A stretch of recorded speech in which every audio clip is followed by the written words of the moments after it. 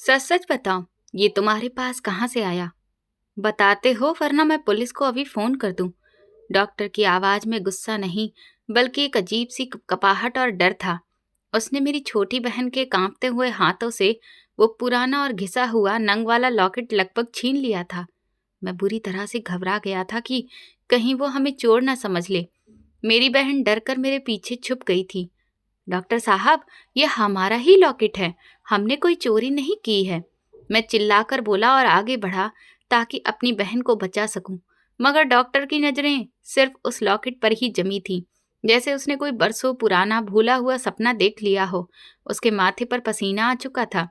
झूठ मत बोलो लड़के, ये लॉकेट कोई साधारण नहीं है। ये तो सालों पहले कहीं खो गया था। ये तुम जैसे लोगों के हाथों तक कैसे पहुंच सकता है? उस माहौल में मौत जैसा सन्नाटा पसर गया था। वहीं स्ट्रेचर पर मेरी माँ अपनी आखिरी सांसें ले रही थी, जिसकी जिंदगी और मौत का फैसला अब उस लॉकेट से ही जुड़ा हुआ था। मेरा नाम अभिनंदन है। मैं एक ऐसे घराने से ताल्लुक रखता हूँ जहाँ इच्छाएं जन्म लेते ही दम तोड़ देती हैं। गरीबी हमारे घर की दहलीज पर इस तरह से जमी हुई थी जैसे वो कोई बिन बुलाया मेहमान नहीं, बल्कि उस घर की मालकिन हो। मेरे पापा मेरे बचपन में ही इस दुनिया से चल बसे थे। उनका चेहरा भी मुझे ठीक से याद नहीं था, बस एक धुंधली सी तस्वीर मेरे दिमाग में थी। पर जब पिता का साया सर से उठ जाता है तो दुनिया की धूप बहुत तेज लगने लगती है। लेकिन हमारी माँ ने हमारे लिए खुद को किसी घने पेड़ की छांव जैसा बना लिया था। माँ ने हमें पाल पोस कर बड़ा किया था। वह हमारे लिए सिर्फ माँ नहीं थी, बल्कि पूरी दुनिया थी। वो सुबह सुबह उठती और लोगों के घरों में जाती, कभी किसी के बर्तन धोती तो कभी किसी के कपड़े। शाम को जब वो थकी हारी घर लौटती तो उनके हाथ में हमारे लिए रोटी और आंखों में ममता की चमक होती थी। हमारी जिंदगी बहुत मुश्किल से गुजर रही थी, लेकिन फिर भी खुश थे। माँ हमारे लिए घरों में काम करती थी और हमारे सारे खर्चे उठाती थी। जैसे तैसे मैंने इंटर पास किया, लेकिन हालात ने आगे पढ़ने की इजाजत नहीं दी। घर के चूल्हे को ठंडा होने से बचाने के लिए मुझे भी हाथ पैर मारने पड़े। काफी तलाश के बाद मुझे शहर के एक ठीक ठाक होटल में बर्तन धोने का काम मिल गया। होटल के पिछले हिस्से में बैठकर जूठे बर्तनों के ढेर को साफ करना मेरा रोज का रूटीन था। हाथों में साबुन की जलन और पानी की ठंडक बस चुकी थी, लेकिन महीने के आखिर में मिलने वाले चंद हजार रुपए जब मैं माँ की हथेली पर रखता तो मुझे लगता जैसे मैंने पूरी दुनिया जीत ली हो। मैं चाहता था कि अपनी माँ को जिंदगी का हर सुख दूं। मैं चाहता था कि वो अब काम करना छोड़ दें और घर पर आराम करें। लेकिन शायद हमारी किस्मत की किताब में गरीबी की स्याही कुछ ज्यादा ही गाढ़ी थी। मुझसे छोटी एक बहन भी थी जिसकी उम्र सिर्फ 12 साल थी। उसका नाम करिश्मा था। वो बहुत समझदार और प्यारी बच्ची थी। हम दोनों बहन भाई की जान हमारी माँ में ही बसती थी। करिश्मा एक सरकारी स्कूल में पढ़ती थी। उसे पढ़ने का बहुत शौक था और वो अक्सर रात को लैंप की धीमी रोशनी में अपना होमवर्क करती थी। मुझे होटल से कम सैलरी मिलती थी, लेकिन मेरी माँ उसमें भी गुजारा कर लेती थी। वो खुद रूखी सूखी खा लेती, मगर हमारे लिए अच्छा खाना बचा कर रखती थी। उन्होंने कभी अपनी जरूरतों का जिक्र नहीं किया। उनके कपड़े जगह जगह से फटे होते थे, जिन पर पैबंद लगे होते थे। उनकी चप्पल भी घिस चुकी थी, लेकिन हमारी फरमाइशें पूरी करने में वो कभी भी पीछे नहीं हटती थीं। वक्त अपनी रफ्तार से चल रहा था कि एक दिन अचानक हम पर मुसीबत के बादल मंडराने लगे। माँ की तबीयत अचानक खराब रहने लगी। शुरू में उन्हें हल्का सा सिर दर्द रहता, जिसे वो थकावट का नाम दे देती थी। वो सिर पर कसकर कपड़ा बांधती और फिर काम पर निकल जाती। मैं उनसे कहता कि मम्मी, आज छुट्टी कर लो, तो वो मुस्कुराकर कहती कि अगर मैं घर पर बैठ गई तो फिर घर की गाड़ी कैसे चलेगी। लेकिन फिर दर्द काफी तेज होने लगा।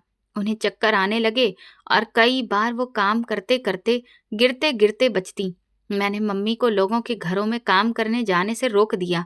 मैंने उन्हें कसम देकर कहा कि अब मैं खुद काम करूंगा और ज्यादा मेहनत करूंगा। आप बस घर पर आराम करिए। मेरी जिद के आगे उन्होंने हथियार डाल दिए, मगर उनकी आंखों में फिक्र साफ दिखाई देती थी।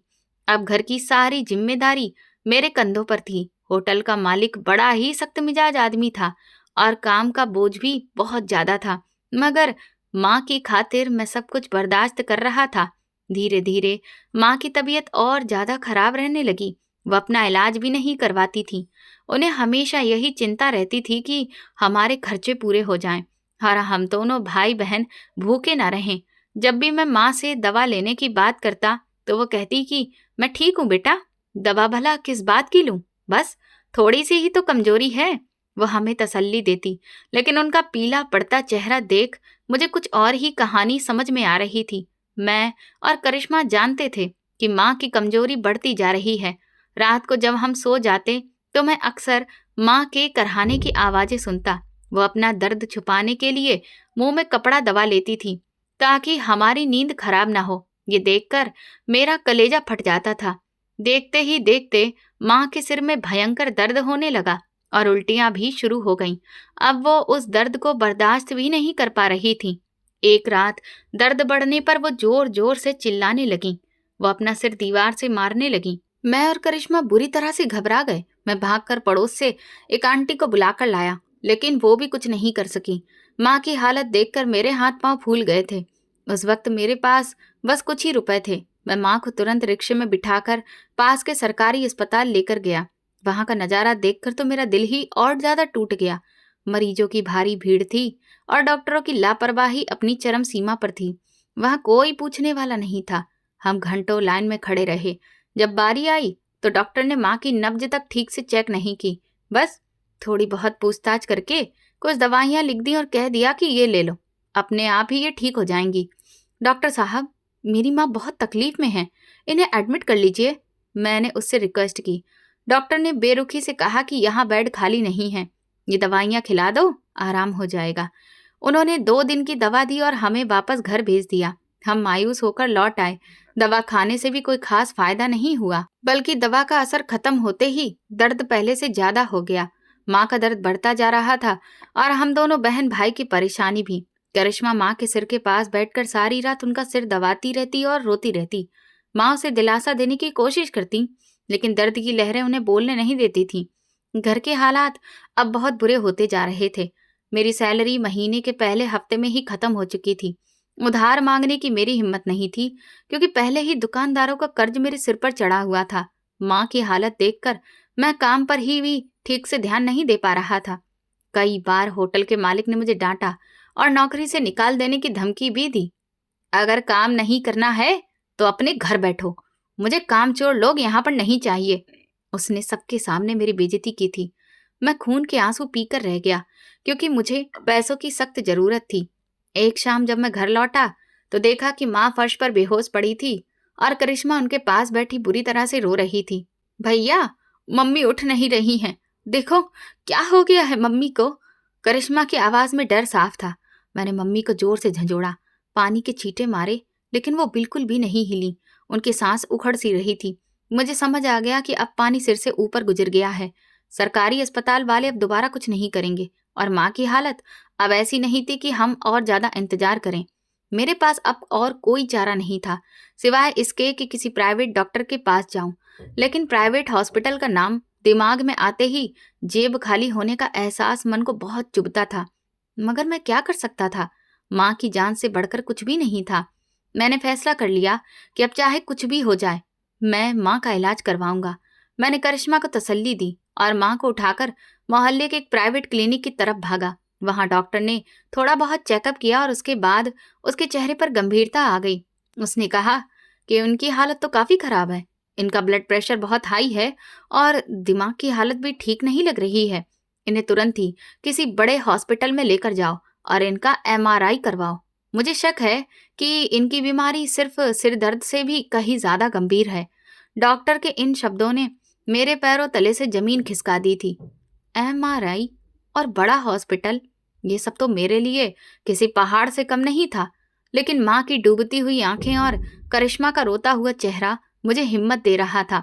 मैं माँ को तड़पता हुआ नहीं देख सकता था। अगली सुबह मैंने होटल जाने का इरादा किया।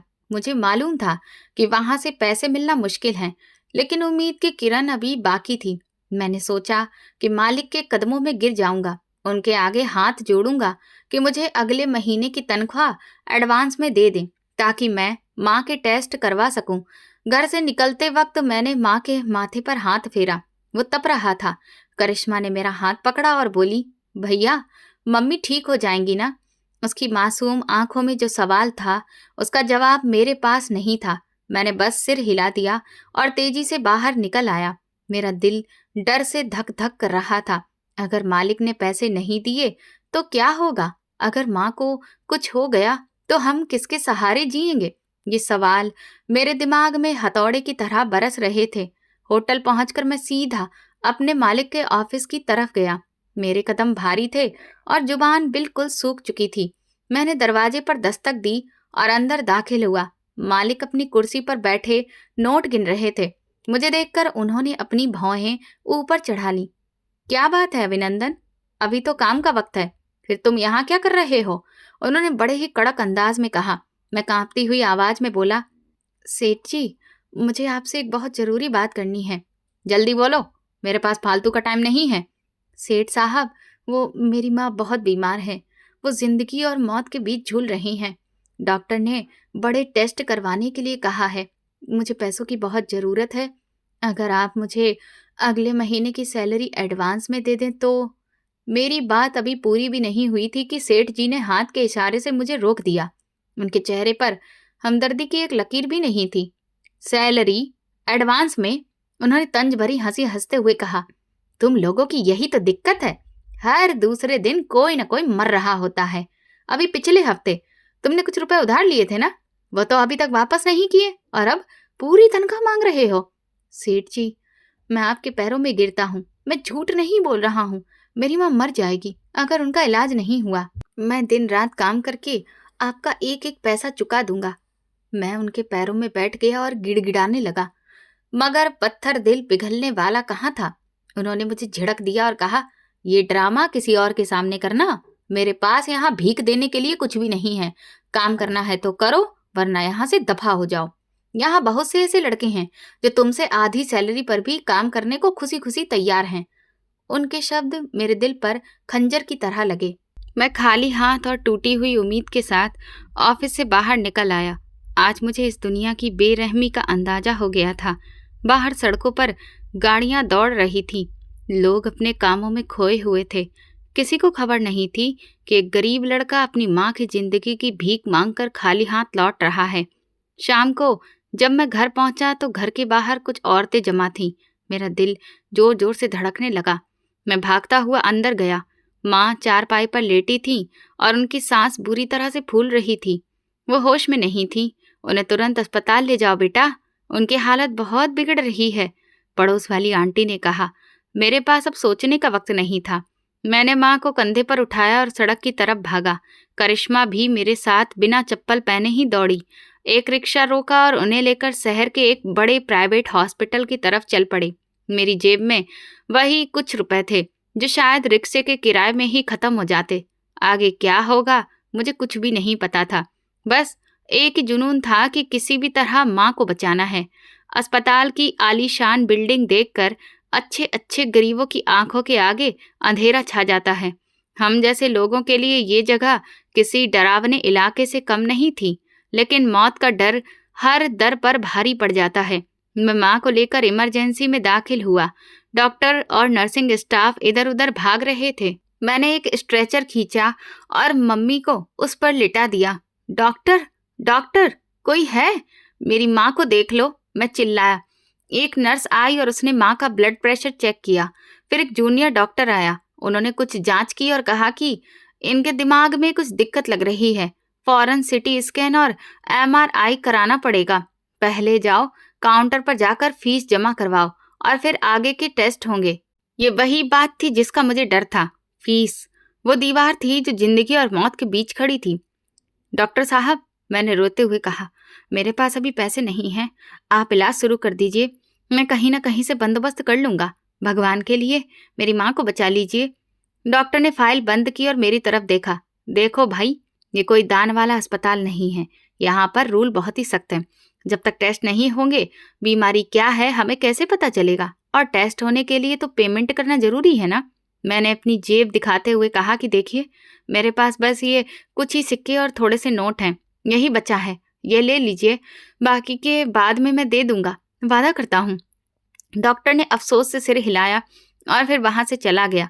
मैं वहीं माँ के स्ट्रेचर के पास खड़ा रह गया। माँ का हाथ मेरे हाथ में था, जो अब ठंडा पड़ रहा था।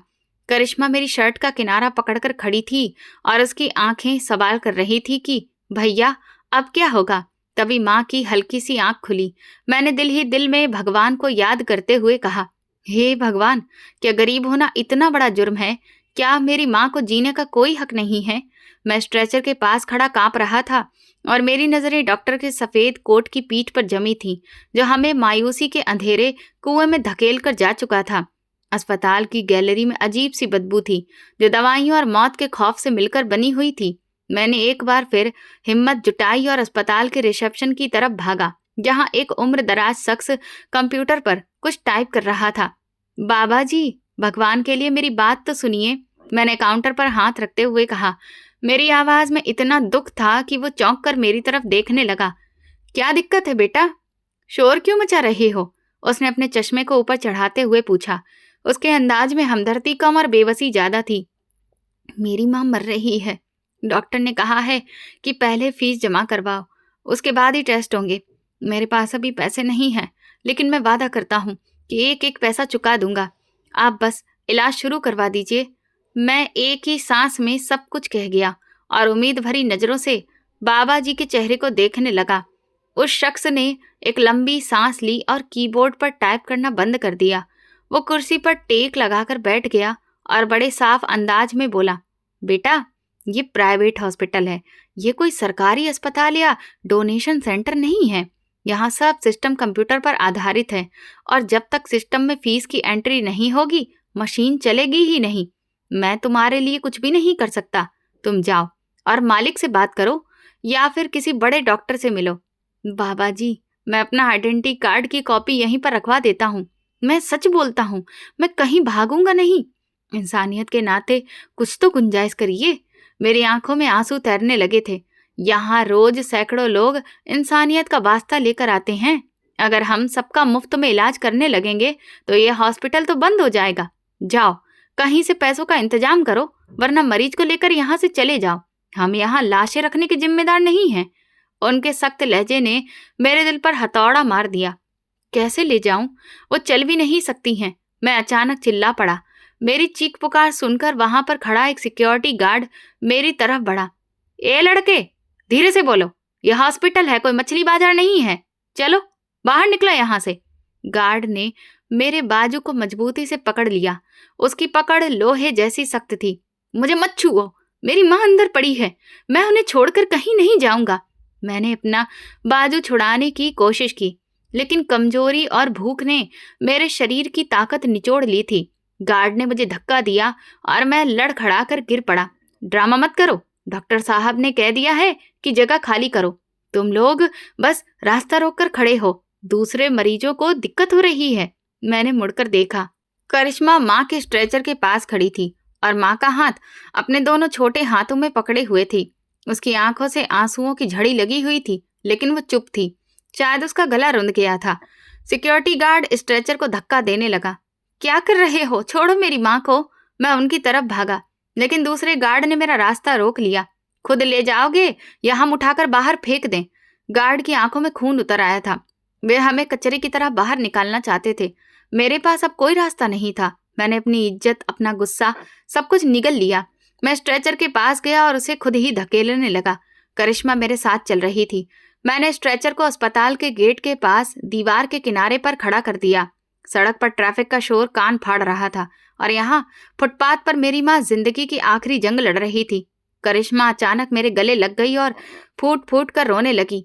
भैया, मम्मी को बचा लो, वो हमें छोड़कर जा रही हैं। देखो, उनका शरीर ठंडा हो रहा है। उसकी सिसकियां मेरे दिल को चीर रही थीं। मैंने उसके सिर पर हाथ रखा, लेकिन मेरे अपने ही हाथ कांप रहे थे। मैं क्या करूं करिश्मा? मेरे पास अब कुछ भी नहीं है। मैं हार गया हूं। मैं एक नाकारा बेटा हूं जो अपनी माँ के लिए दवा तक नहीं ला सकता। मेरी आवाज में हार थी। नहीं भैया, आप हिम्मत नहीं हार सकते। हम मम्मी को मरने नहीं दे सकते। करिश्मा ने सिर उठाया और आंसू पोंछे। तभी उसका हाथ अपने गले में पड़े लॉकेट पर गया। ये वही लॉकेट था जो माँ ने अपनी बीमारी के दिनों में उसे दिया था और साफ कहा था कि इसे हमेशा संभाल कर रखना। करिश्मा की आंखों में अजीब सी चमक आ गई। उसने तेजी से वो लॉकेट उतारा। वो एक पुराना खस्ता हाल चांदी का लॉकेट था जिस पर नीले रंग का मामूली सा पत्थर लगा हुआ था। देखने में उसकी कोई खास कीमत नहीं लगती थी। भैया, ये लॉकेट बेच देते हैं।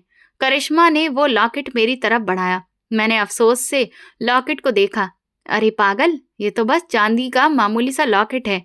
इसके बदले हमें कुछ पैसे भी नहीं मिलेंगे, और माँ के इलाज के लिए तो लाखों चाहिए। ये बेकार है। नहीं भैया, माँ कहती थी कि ये बहुत कीमती है। ये उनकी सबसे प्यारी चीज है। हो सकता है कोई डॉक्टर इसे रख ले और इलाज शुरू कर दे। करिश्मा की मासूमियत पर मुझे रोना आ गया। वो डूबते को तिनके का सहारा समझ रही थी। करिश्मा, पागल मत बनो। डॉक्टर पैसों के भूखे होते हैं। उन्हें जज्बात या फिर पुरानी निशानियों से कोई मतलब नहीं होता। मैंने सिर झुका लिया। नहीं भैया, मैं कोशिश करूंगी। मैं अपनी मम्मी को ऐसे मरने नहीं दूंगी। करिश्मा के अंदाज में अचानक एक अजीब सी ताकत आ गई थी। वो तेजी से अस्पताल के गेट की तरफ भागी। करिश्मा, रुक जाओ, वो तुम्हें अंदर नहीं जाने देंगे। मैं उसके पीछे भागा। माँ को यूं ही फुटपाथ पर अकेला छोड़ना खतरनाक था, लेकिन बहन को रोकना भी जरूरी था।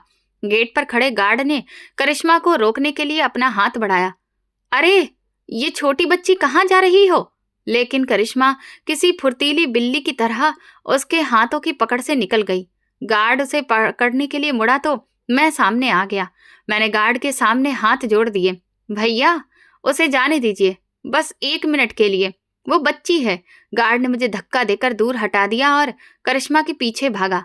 मैं भी उनके पीछे लपका। करिश्मा सीधे रिसेप्शन काउंटर की बजाय सामने वाली गैलरी की तरफ गई, जहां डॉक्टरों के कमरे थे। उसे नहीं पता था कि कहाँ जाना है। वो बस हर बंद दरवाजे को उम्मीद भरी नजर से देख रही थी। सामने एक बड़े कमरे का दरवाजा खुला था, जिस पर हेड ऑफ डिपार्टमेंट का बोर्ड लगा था। करिश्मा बिना दस्तक दिए उस कमरे के अंदर चली गई। अंदर एक अधेड़ उम्र का डॉक्टर बैठा फाइलें देख रहा था। कमरे की खामोशी करिश्मा की सिसकती आवाज से टूट गई। डॉक्टर एकदम से चौंक कर खड़ा हो गया। उसके चेहरे पर घमंड और गंभीरता थी। ये क्या बदतमीजी है? कौन हो तुम, और यहाँ अंदर कैसे आ गई? डॉक्टर की आवाज में रौब था। उसी वक्त पीछे से गार्ड भी अंदर आ गया। उसकी सांस फूली हुई थी। सॉरी सर, ये लड़की जबरदस्ती अंदर घुसाई है। मैं इसे अभी बाहर निकालता हूँ। गार्ड आगे बढ़ा और करिश्मा का बाजू पकड़ने की कोशिश की। खबरदार, जो मुझे हाथ लगाना। करिश्मा इतनी जोर से चिल्लाए कि गार्ड एक पल के लिए रुक गया। उसकी आवाज में शेरनी जैसी गरज थी, जो उसकी उम्र से कहीं बड़ी थी। मैं भी तभी कमरे के दरवाजे पर पहुंच गया। अंदर घुसते ही हांफते हुए बोला, डॉक्टर साहब, माफ करिए, ये मेरी बहन है। हम लोग बहुत परेशान हैं। करिश्मा ने मेरी और गार्ड की परवाह किए बिना मुट्ठी में दबा हुआ वो लॉकेट निकाला और डॉक्टर के सामने रखी मेज पर जोर से पटक दिया। लॉकेट टकराने से कड़क आवाज हुई और वो सीधे डॉक्टर की नजरों में आ गया। ये ले लीजिए, ये हमारे घर की सबसे कीमती चीज है। आप इसे रख लीजिए। मेरी माँ कहती थी कि ये उसकी जान है। आप इसे रख लीजिए और मेरी माँ की जान बचा लीजिए। इसके अलावा हमारे पास देने के लिए कुछ भी नहीं है। करिश्मा की आवाज रोते रोते भर गई थी, लेकिन उसकी हिम्मत नहीं टूटी थी। डॉक्टर ने पहले गुस्से से करिश्मा को देखा, फिर उसकी नजर मेज पर पड़े उस पुराने लॉकेट पर गई। जैसे ही उसकी नजर उस नीले पत्थर और खास बनावट वाले लॉकेट पर पड़ी, उसके चेहरे के भाव एकदम बदल गए। उसकी आंखें हैरत से फैल गईं। वो अपनी कुर्सी से ऐसे उछलकर खड़ा हुआ जैसे उसे करंट लग गया हो। उसका गुस्सा और रौब पल भर में गायब हो गया। उसके हाथ कांपते हुए लॉकेट की तरफ बढ़े। ये लॉकेट? डॉक्टर की आवाज में कपकपाहट थी। उसने लॉकेट उठाकर अपनी आंखों के बिल्कुल पास लाया और उसे उलट पलट कर देखने लगा। उसके माथे पर पसीने की बूंदें चमकने लगीं। गार्ड जो करिश्मा को दोबारा पकड़ने जा रहा था, डॉक्टर के बदले हुए हाव भाव देखकर वहीं रुक गया। मैं भी हैरान रह गया। डॉक्टर उस मामूली से लॉकेट को ऐसे देख रहा था जैसे वो कोई कोहिनूर का हीरा हो। ये तुम्हारे पास कहाँ से आया? सच सच बताओ, वरना मैं पुलिस को अभी फोन कर दूंगा। डॉक्टर ने अचानक नजर उठाकर करिश्मा को देखा।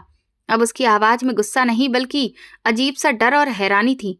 करिश्मा सहम कर 2 कदम पीछे हटी और मेरे साथ खड़ी हो गई। डॉक्टर साहब, भगवान के लिए, ये हमारा ही है। हमने कोई चोरी नहीं की है। ये तो मेरी माँ की निशानी है। मैंने जल्दी से सफाई दी। मेरा दिल जोर जोर से धड़क रहा था कि कहीं चोरी का इल्जाम ना लग जाए। झूठ झूठ मत बोलो लड़के, ये लॉकेट कोई साधारण नहीं है। ये तो सालों पहले कहीं खो गया था। ये तुम जैसे लोगों के हाथों तक कैसे पहुंच गया? ये किसका है? डॉक्टर मेज के चक्कर लगाता हुआ मेरे पास आ गया। उसकी सांसें तेज चल रही थीं। ये मेरी माँ का लॉकेट है। वो बाहर फुटपाथ पर मर रही है। अगर आपको भरोसा नहीं है तो जाकर देख लीजिए। करिश्मा रोते हुए बोली। आप ये रख लीजिए, बस उनका इलाज कर दीजिए। फुटपाथ पर डॉक्टर ने लॉकेट को मुट्ठी में भींच लिया और किसी पागल की तरह बोला, फिर दरवाजे की तरफ भागा। कहाँ है वो? किस जगह पर? वो हमें कमरे में यूं ही छोड़कर पागलों की तरह गैलरी में दौड़ पड़ा। गार्ड और बाकी स्टाफ हैरत से उसे भागते हुए देख रहे थे। मैं और करिश्मा भी उसके पीछे भागे। हमें समझ नहीं आ रहा था कि ये सब क्या हो रहा है। जो डॉक्टर 1 मिनट पहले हमें बाहर निकाल रहा था, वही लॉकेट देखकर इतना बेचैन क्यों हो गया था? डॉक्टर भागता हुआ गेट से बाहर निकला और उसकी नजर दीवार के सहारे पड़ी हुई मेरी माँ पर पड़ी। वो वहीं रुक गया। उसकी सांस बुरी तरह फूल रही थी। उसने धीरे धीरे माँ के चेहरे को देखा जो दर्द से पीला पड़ चुका था। माँ की आंखें बंद थीं। डॉक्टर ने माँ के चेहरे को ध्यान से देखा। फिर उसने अपनी जेब से चश्मा निकाला, लगाया और झुककर माँ के माथे के बालों को हल्के से हटाया। वहां मौजूद एक पुराने निशान को देखकर उसके मुंह से निकल पड़ा, हे भगवान। वो वहीं सड़क पर घुटनों के बल बैठ गया। उसकी आंखों से आंसू बहने लगे। उसने कांपते हाथों से माँ का हाथ पकड़ा। स्ट्रेचर लेकर आओ, जल्दी करो, वो जोर से चिल्लाया। उसकी आवाज में इतनी घबराहट थी कि हॉस्पिटल का स्टाफ, जो पहले तमाशा देख रहा था, फौरन हरकत में आ गया। डॉक्टर साहब, लेकिन फीस? काउंटर वाले बाबा ने उसे रोकने की कोशिश की। भाड़ में जाए फीस। अगर इस पेशेंट को कुछ हुआ तो किसी की खैर नहीं है। जल्दी से इन्हें अंदर लेकर चलो, तुरंत। इनके सारे टेस्ट किए जाएं। डॉक्टर का गुस्सा तो देखने के लायक था। वार्ड बॉय दौड़ते हुए आए और स्ट्रेचर को अंदर की तरफ लेकर जाने लगे। डॉक्टर खुद स्ट्रेचर के साथ साथ भाग रहा था। उसने माँ का हाथ नहीं छोड़ा था। वो बार बार लॉकेट को देखता और फिर माँ के चेहरे को। भैया, मम्मी को क्या हुआ है? और ये डॉक्टर अंकल रो क्यों रहे हैं? करिश्मा ने हैरानी से मेरी तरफ देखते हुए पूछा। मुझे कुछ भी नहीं पता करिश्मा, बस तुम प्रार्थना करो कि माँ बच जाए। मैंने उसका हाथ पकड़ा और हम भी फिर स्ट्रेचर के पीछे ही भागे। कुछ देर पहले तक जो दरवाजे हमारे लिए बंद थे, वे अब खुद ही खुलते जा रहे थे। कई घंटों तक माँ के टेस्ट हुए। जब सारे टेस्ट पूरे हो गए तो माँ को ऑपरेशन थिएटर की तरफ ले जाया गया। डॉक्टर लगातार नर्सों को हिदायतें दे रहा था। ब्लड बैंक से खून मंगवाओ और डॉक्टर खन्ना को फोन करो। मुझे न्यूरोलॉजिस्ट की पूरी टीम अभी के अभी चाहिए। जब स्ट्रेचर ऑपरेशन थिएटर के दरवाजे पर पहुंचा तो डॉक्टर रुक गया। उसने मुड़कर हमारी तरफ देखा। उसकी आंखें लाल थीं। वो मेरे पास आया और फिर मेरे कंधे पर हाथ रखा। घबराने की जरूरत नहीं है। जब तक मेरी सांस में सांस है, मैं उन्हें कुछ नहीं होने दूंगा। उसके लहजे में जो अपनापन था, वो मैंने पहले कभी किसी डॉक्टर में नहीं देखा था। थिएटर का दरवाजा बंद हुआ और लाल बत्ती जल उठी। मैं और करिश्मा बाहर बेंच पर ढह से गए। हमारी सांसें अभी तक ठीक नहीं हुई थीं। कई घंटे बीत चुके थे और हम बहुत बुरी तरह से थक चुके थे। करिश्मा का हाथ अपने खाली गले पर गया और फिर उसने मेरी तरफ देखा। भैया, वो लॉकेट, आखिर उसमें ऐसा क्या जादू था? डॉक्टर अंकल ने उसे देखते ही ऐसे सब कुछ कैसे बदल दिया? मैं खुद हैरान हुआ। करिश्मा, जरूर कोई बहुत बड़ा राज है जो माँ ने हमसे छुपा रखा है। मैंने दीवार से कमर टेक लगा ली। मेरा दिमाग उलझन का शिकार था। वो डॉक्टर आखिर कौन था? उसे लॉकेट कैसे पहचानता था? और वो माँ के चेहरे को देखते हुए इस तरह से रोने क्यों लगा? ये सवाल अब सांप बनकर मेरे दिमाग में रेंग रहे थे। लेकिन एक बात तय थी कि उस मामूली से लॉकेट ने वो कर दिखाया था जो मेरी सारी मिन्नतें और फरियादें नहीं कर पाई थीं। अचानक ऑपरेशन थिएटर का दरवाजा खुला और एक नर्स तेजी से बाहर आई। मैं बिजली की तेजी से अपनी जगह से उठा। सिस्टर, मेरी माँ कैसी हैं? क्या हुआ है अंदर? मैं आगे बढ़कर पूछने लगा। मेरी आवाज मेरे गले में अटक रही थी। नर्स ने रुककर मुझे देखा और उसके चेहरे पर वो सख्ती नहीं थी जो पहले दिख रही थी। उसने नरमी से जवाब दिया, आप फिक्र मत करिए, डॉक्टर साहब खुद सर्जरी कर रहे हैं। वो अपनी पूरी जान लगा रहे हैं। बस तुम भगवान से प्रार्थना करो। लेकिन डॉक्टर साहब को अचानक क्या हो गया? वो तो हमें बाहर निकाल रहे थे, मैंने हैरत और बेयकीनी से पूछा। नर्स ने इधर उधर देखा और फिर बड़े ही धीमे अंदाज में बोली, मैं खुद पिछले 10 साल से डॉक्टर साहब के साथ काम कर रही हूँ, मगर मैंने आज तक उन्हें इतना इमोशनल कभी नहीं देखा। वो स्ट्रेचर के साथ ऐसे भाग रहे थे जैसे कि अंदर मरीज नहीं, उनकी अपनी माँ हो। उन्होंने सारे दूसरे ऑपरेशन अगली डेट के लिए टाल दिए हैं। उसकी बात ने मेरी उलझन को और बढ़ा दिया। लेकिन क्यों? हम तो उन्हें जानते भी नहीं हैं। वो लॉकेट देखकर उन्हें ऐसा क्या हुआ? ये तो डॉक्टर साहब ही बता सकते हैं, नर्स ने जवाब दिया और फिर जल्दी से बोली, तुम दोनों ने सुबह से कुछ खाया है? तुम्हारे चेहरे बता रहे हैं कि तुम भूखे हो। मैंने इनकार में सिर हिला दिया। खाने का होश कैसे है सिस्टर? बस मेरी माँ बच जाए। डॉक्टर साहब ने सख्त हिदायत दी है कि इन लोगों का ख्याल रखा जाए। मैं अभी कैंटीन से कुछ मंगवा कर तुम्हें दे देती हूँ। ये कहकर वो वहां से चली गई। मैं वापस बेंच पर बैठ गया। करिश्मा ने सिर उठाया और सवालिया नजरों से मुझे देखा। भैया, ये सब क्या हो रहा है? ये लोग अचानक इतने मेहरबान कैसे हो गए? मुझे नहीं पता करिश्मा। शायद भगवान ने हमारी सुन ली है। शायद वो लॉकेट वाकई में कोई करिश्मा है। मैंने उसके बालों पर हाथ फेरते हुए कहा। दिल में अजीब सी बेचैनी थी, लेकिन जुबान खामोश थी। थोड़ी देर बाद वही काउंटर वाला आदमी हमारे पास आया जिसने फीस के लिए हमें झिड़क दिया था। उसके हाथ में 2 जूस के डिब्बे और सैंडविच थे। वो शर्मिंदा सा लग रहा था। बेटा, ये ले लो, डॉक्टर साहब का ऑर्डर है। उसने वो चीजें हमारी तरफ बढ़ा दी। मैंने उसकी तरफ देखा। अंकल, थोड़ी देर पहले तो आप कह रहे थे कि ये कोई डोनेशन सेंटर नहीं है, फिर अब ये सब क्यों? मेरे अंदाज में शिकायत थी। वो शख्स थोड़ा सहम गया। देखो बेटा, हम तो यहाँ नौकर हैं। हमें जो ऊपर से ऑर्डर मिलता है हम तो वही करते हैं ना। डॉक्टर साहब ने अस्पताल सिर पर उठा लिया है। उन्होंने कहा है कि अगर उन बच्चों को जरा सी भी दिक्कत हुई तो सबकी नौकरी खत्म। अब तुम ये खा लो, वरना हमारी मुसीबत बढ़ जाएगी। करिश्मा ने भूख से जूझते हुए वो डिब्बा पकड़ लिया। मैंने भी कुछ खाया तो मेरा गला थोड़ा शांत हुआ। वक्त धीरे धीरे गुजर रहा था। अब तो 3 घंटे हो चुके थे, लेकिन वो लाल बत्ती बंद होने का नाम ही नहीं ले रही थी। आखिरकार थिएटर का दोबारा से दरवाजा खुला और इस बार खुद डॉक्टर बाहर आए। उन्होंने सर्जरी वाले कपड़े पहने थे और मास्क उनके गले में लटक रहा था। उनके माथे पर पसीना साफ चमक रहा था। मैं और करिश्मा एक साथ उनकी तरफ भागे। डॉक्टर साहब, मेरी माँ। डॉक्टर ने गहरी सांस ली और उनकी नजरें सीधे मेरी आंखों में जा टिकी। उनकी आंखों में नमी तैर रही थी। वो ठीक है, खतरा टल गया है, मगर अभी होश आने में वक्त लगेगा। भगवान का शुक्र है। करिश्मा वहीं हाथ जोड़कर भगवान से प्रार्थना करने लगी। मेरी आंखों से भी आंसू बह निकले। डॉक्टर ने आगे बढ़कर करिश्मा को कुर्सी पर बिठाया और फिर मेरी तरफ देखते हुए बोले, तुम्हारा नाम क्या है बेटा? अभिनंदन। और ये मेरी बहन करिश्मा है। मैंने तमीज से जवाब दिया। अभिनंदन। डॉक्टर ने मेरा नाम ऐसे दोहराया जैसे कि उसे अपनी याददाश्त में बिठा रहे हों। फिर उन्होंने अपनी जेब से वो लॉकेट निकाला। मुझे तुम सच सच बताओ, ये लॉकेट तुम्हारी माँ के पास कब से है? जब से हमने होश संभाला है सर। माँ इसे कभी भी अपने से अलग नहीं करती थी, मैंने जवाब दिया। तुम्हारी माँ का नाम क्या है? डॉक्टर की आवाज में बेचैनी थी। मीना, मैंने बताया। मीना। डॉक्टर ने ये शब्द दोबारा से दोहराया। अच्छा, वो कहाँ की रहने वाली है? उनका मतलब मायका कहाँ पर है? ये सवाल अजीब था। डॉक्टर का मरीज के मायके से क्या लेना देना? मैं हैरान था। हमें नहीं पता। माँ बताती थी कि वो बचपन में ही अपने घर वालों से बिछड़ गई थी। वो किसी मेले में खो गई थी और फिर एक गरीब परिवार ने उन्हें पाला। उन्हें अपने माँ बाप का नाम तक याद नहीं था। बस ये लॉकेट उनके पास था। मेरी बात सुनकर डॉक्टर के चेहरे का रंग बदल गया। वो ऐसे पत्थर के हो गए जैसे उन पर बिजली गिर गई हो। उन्होंने लॉकेट को इतनी जोर से पकड़ा कि उनकी उंगलियां सफेद पड़ गईं। मेले में खो गई थी? डॉक्टर की आवाज भारी हो गई। और ये लॉकेट भी तब उनके पास था? जी सर। माँ कहती थी कि ये उनकी माँ की निशानी है। वो अक्सर इसे देखकर रोती थी। कहती थी कि शायद कोई इस लॉकेट के जरिए उन्हें पहचान ले। डॉक्टर की आंखों से एक आंसू टूटकर गिर पड़ा। वो एक बड़े डॉक्टर थे, यहाँ के मशहूर सर्जन, मगर उस वक्त वो एक बच्चे की तरह इमोशनल लग रहे थे। सर, आप रो रहे हैं? करिश्मा ने मासूमियत से पूछा। क्या मेरी माँ ठीक नहीं होगी?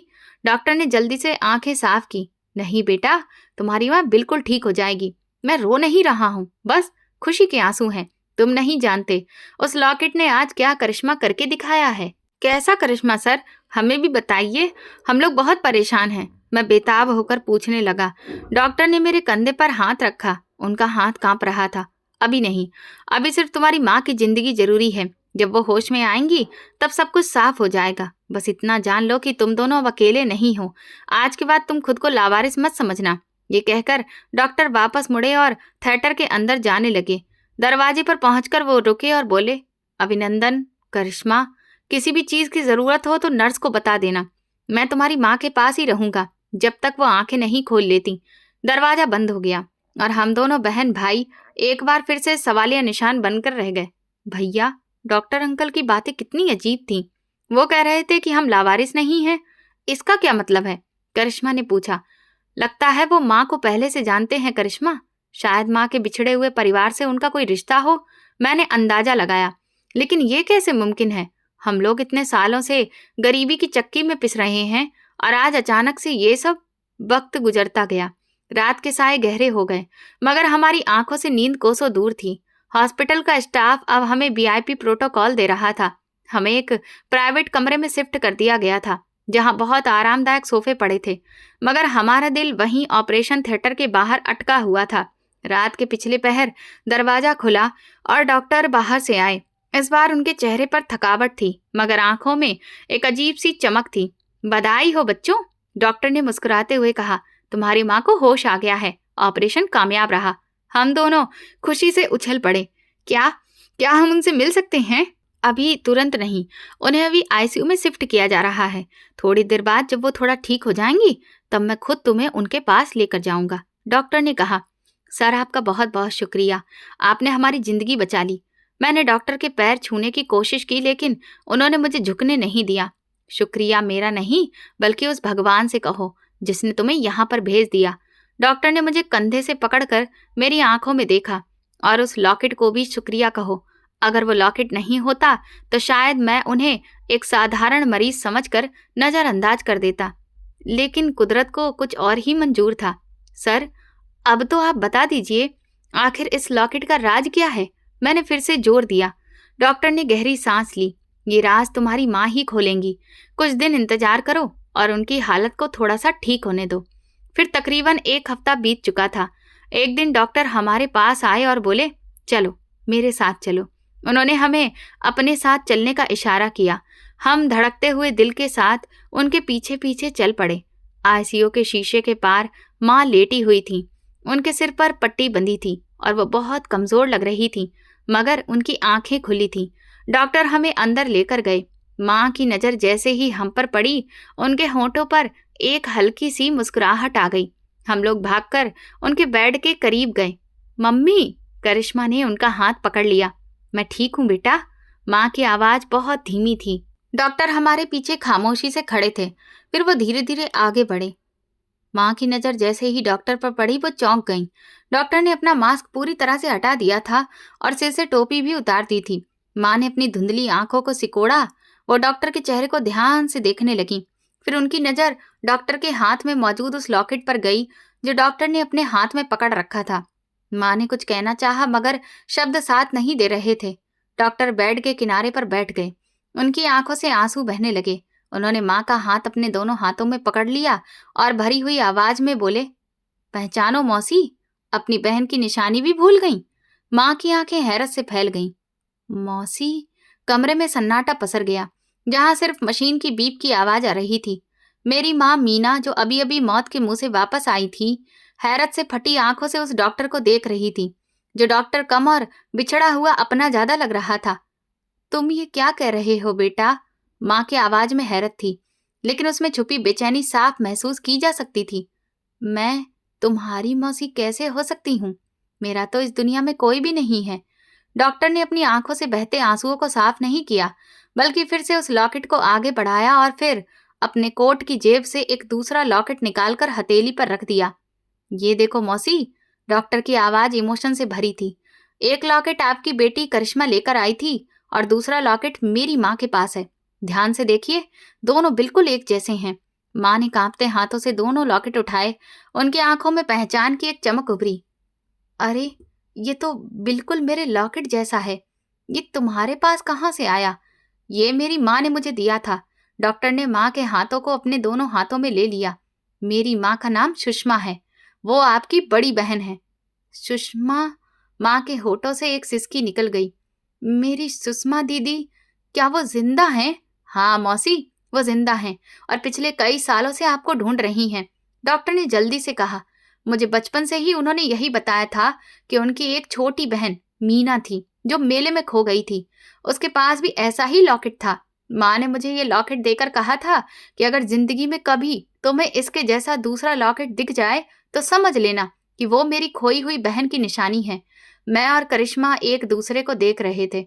हमारी माँ जो हमेशा कहती थी कि वो लावारिस है, आज अचानक हमें पता चला कि हमारा भी कोई परिवार है, और वो भी इतना अमीर और इज्जतदार। मुझे अपनी बहन से मिलना है। माँ ने उठने की कोशिश की, मगर कमजोरी की वजह से वह फिर से गिर पड़ी। आराम से मौसी, आप अभी बहुत कमजोर हैं। डॉक्टर ने उन्हें सहारा देकर फिर से लिटा दिया। मैंने मम्मी को फोन कर दिया था। वो रास्ते में थी, बस पहुंचने ही वाली थी। इसके बाद का नजारा तो बहुत ही अजीब था।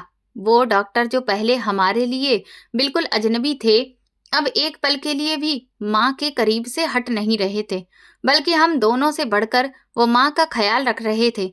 कभी माँ को अपने हाथ से दवा खिलाते तो कभी नर्सों को हिदायत देते कि यहाँ कोई भी दिक्कत नहीं होनी चाहिए।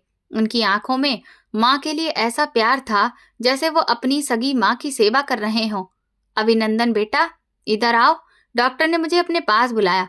मुझे माफ कर दो बेटा, मैं तुम्हारे साथ बहुत ही सख्ती से पेश आया था। मुझे नहीं पता था कि तुम मेरी मौसी के बेटे हो। नहीं, ऐसी बातें मत करिए, मैं शर्मिंदा हो गया। आपने मेरी माँ की जान बचाई है। आप तो हमारे लिए मसीहा से कम नहीं हैं। मसीहा नहीं, भाई कहो।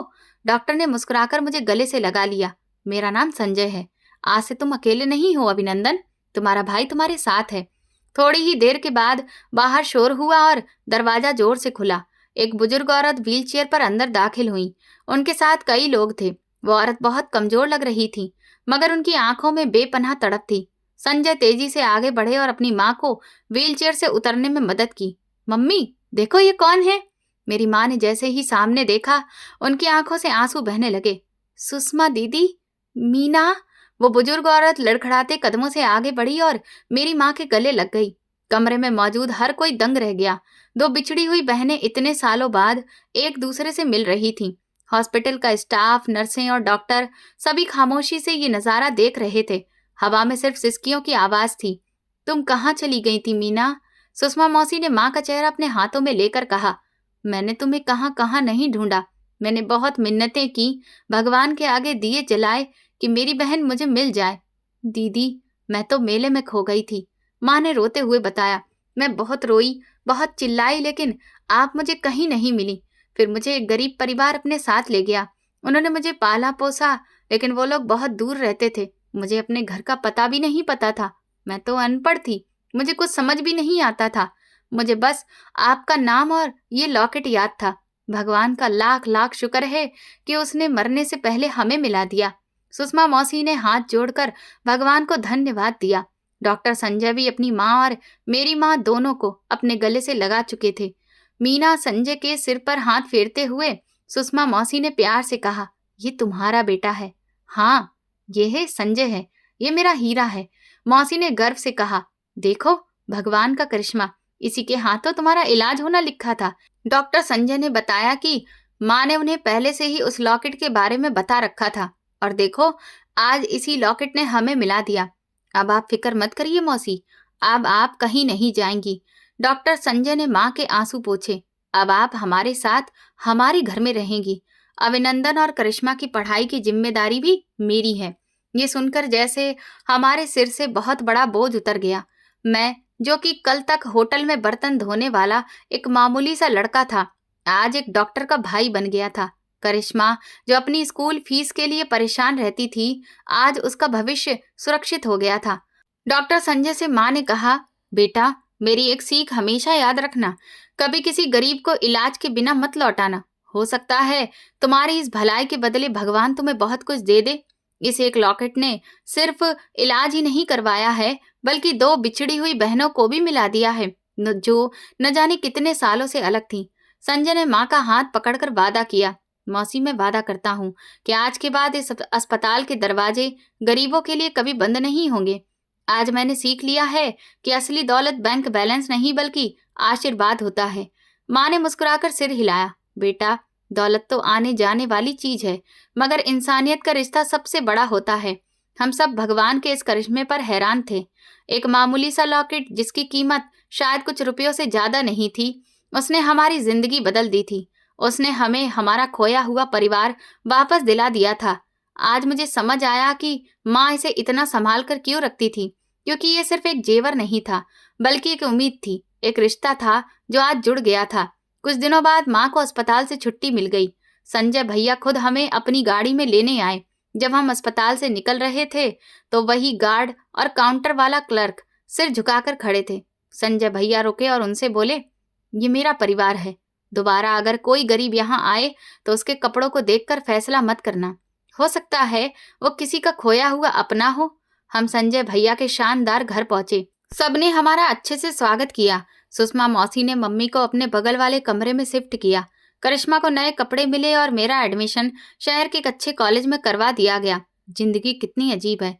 कल तक मैं कुछ पैसों के लिए बेइज्जत हो रहा था और आज भगवान ने मुझे इज्जत और राहत दे दी थी। रात को जब मैं माँ के पास बैठा तो मैंने उनसे पूछा, मम्मी अगर हम अमीर नहीं निकलते तो क्या संजय भैया इलाज करते? माँ ने मुस्कुराकर कहा, बेटा भलाई की समझ तो भगवान ही देता है। संजय एक अच्छा इंसान है, बस सही रास्ते की पहचान करवानी थी। अब वो समझ गया है कि किसी की जान बचाना सबसे बड़ा पुण्य है। और इसीलिए अभिनंदन, तुम भी अपने अतीत को कभी मत भूलना। हमें हमेशा गरीबों की मदद करनी चाहिए, क्योंकि हमने वो वक्त खुद देखा है। मैंने माँ का हाथ पकड़कर कहा, ठीक है मम्मी, मैं वो वक्त कभी नहीं भूलूंगा। ये कहानी हमें सिखाती है कि कभी भी उम्मीद का दामन नहीं छोड़ना चाहिए। भगवान के यहाँ देर है, अंधेर नहीं। एक मामूली सा लॉकेट भी किस्मत बदलने का कारण बन सकता है। आज मेरा दिल बहुत सुकून में है, क्योंकि मेरी माँ पूरी तरह से ठीक हो गई है और हम एक अच्छे परिवार का हिस्सा बन गए हैं। अगर ये कहानी आपके दिल को छू गई है तो समझ लीजिए कि इसका मकसद पूरा हो गया है। ये सिर्फ एक परिवार की कहानी नहीं, बल्कि हर उस इंसान की कहानी है जो मुश्किल वक्त में भी उम्मीद का दिया बुझने नहीं देता। कभी कभी किस्मत बहुत छोटे से सहारे के जरिए हमारी जिंदगी को बदल देती है। इसीलिए हालात चाहे जैसे भी हों, इंसानियत, भरोसा और उम्मीद को कभी भी मत छोड़िए, क्योंकि हो सकता है अगला करिश्मा आपकी जिंदगी में दस्तक देने ही वाला हो। तो दोस्तों, अगर आपको हमारी ये कहानी पसंद आई है तो प्लीज हमें कमेंट करके जरूर बताएं। इस वीडियो को ज्यादा से ज्यादा शेयर करिए, लाइक करिए और हाइप दीजिए। और अगर आप चैनल पर नए हैं तो सब्सक्राइब करके बेल आइकन का बटन जरूर दबा दें, ताकि अगली अपडेट सबसे पहले आपको मिले। धन्यवाद।